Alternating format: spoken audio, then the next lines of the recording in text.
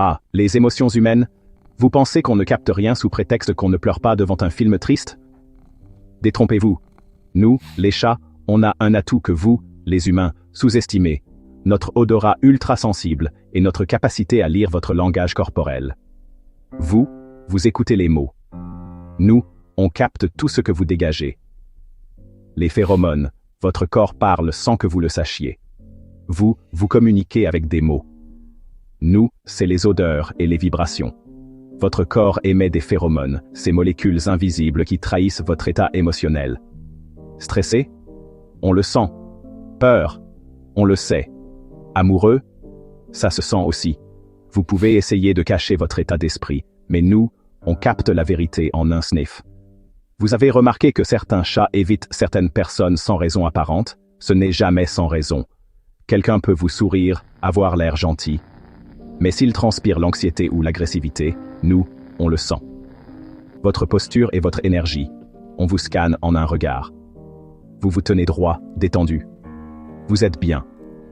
Vous marchez vite, vous respirez fort, vos gestes sont saccadés, vous êtes stressé. Nous, on ne cherche pas à comprendre vos mots, on analyse votre corps. Si vous rentrez du travail énervé, même sans crier, on va le sentir. Certains chats vont venir vous apaiser, d'autres vont s'éloigner pour éviter d'absorber vos tensions. À l'inverse, si vous êtes triste ou malade, vous avez sûrement déjà remarqué qu'on vient se blottir contre vous. Ce n'est pas un hasard.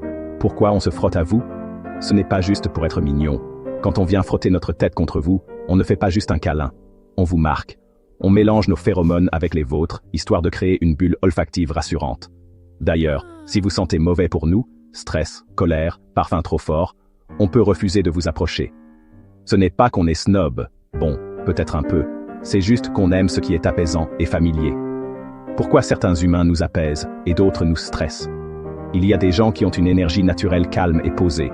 Ceux-là, on les adore. Ils parlent doucement, ne bougent pas dans tous les sens, ne nous fixent pas comme un prédateur. Leur odeur est stable, leur posture est tranquille. Bref, ils nous inspirent confiance. Et puis, il y a ceux qui dégagent du stress, qui ont des gestes brusques, une voix trop forte ou qui sentent l'adrénaline.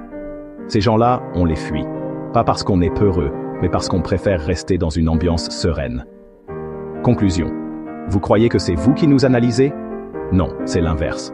On comprend vos émotions, mais pas comme vous le pensez. On ne lit pas votre visage comme un chien, mais on capte vos odeurs, votre posture, votre énergie.